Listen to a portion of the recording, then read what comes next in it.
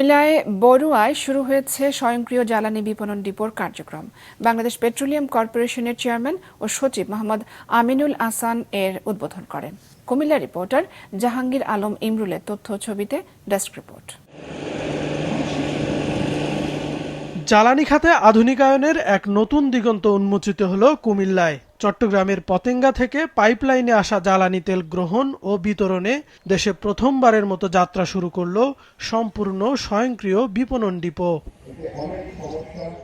কুমিল্লার বরুড়া উপজেলার মগবাড়িতে অত্যাধুনিক এই ডিপোর আনুষ্ঠানিক উদ্বোধন করেন বাংলাদেশ পেট্রোলিয়াম কর্পোরেশনের চেয়ারম্যান ও সচিব মোহাম্মদ আমিনুল আহসান। প্রায় ১১৮ কোটি টাকা ব্যয়ে নির্মিত এই প্রকল্পটি বাংলাদেশ পেট্রোলিয়াম কর্পোরেশন বিপিসি এর জ্বালানি সরবরাহ ব্যবস্থায় বৈপ্লবিক পরিবর্তন আনবে। চাঁদপুর থেকে তেল আনতাম, উত্তোলন করতাম, অথবা চট্টগ্রাম, ঢাকা, আমাদের খরচ অনেক বাড়তো। পাশেই অত্যন্ত সুন্দর একটা আধুনিক ডিপো পেয়ে আমরা অত্যন্ত গর্বিত।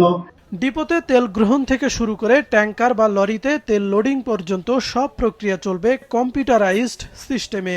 এতে মানুষের হাতের স্পর্শ যেমন কমবে, তেমনি রোধ হবে জ্বালানি চুরি ও অপচয়। বাংলাদেশে অটোমেটেড একটি বিপণন প্রতিষ্ঠান এই প্রথমবারের মতো চালু হচ্ছে। এটা একটা অত্যন্ত গর্বের বিষয়, যেহেতু আমাদের দেশ এগিয়ে যাচ্ছে। আমরা অন্যান্য দেশের মতো মডার্ন অথবা আধুনিকায়নের একটি সাক্ষী হতে পেরেছি।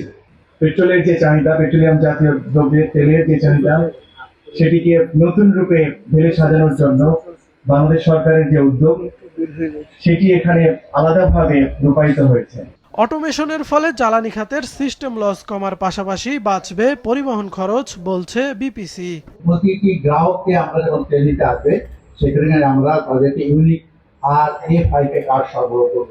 এই অটোমেটেড ডিপো শুধু জ্বালানি সরবরাহ গতিশীল করবে না, এটি পুরো অঞ্চলের অর্থনীতিকে সমৃদ্ধ করবে। তো আমাদের এই ডিপো থেকেও কিন্তু আপনার যে অপারেটর, যে ড্রাইভার বা যে সহকারী আসবেন, উনি কিন্তু ওনার কার্ড পাঞ্চ করে একাই তেল নিয়ে চলে যেতে পারবেন। ২৪৬ কিলোমিটার দীর্ঘ চট্টগ্রাম থেকে ঢাকা পর্যন্ত পাইপলাইনে জ্বালানি তেল পরিবহন প্রকল্পের কুমিল্লা অংশে স্থাপিত এ ডিপো একটি গুরুত্বপূর্ণ অংশ। কুমিল্লা ছাড়াও চাঁদপুর ও আশেপাশের অঞ্চলে এখান থেকে নিরবিচ্ছিন্ন ও সাশ্রয়ী মূল্যে জ্বালানি তেল সরবরাহ করা সম্ভব হবে। মাছরাঙা নিউজ ডেস্ক।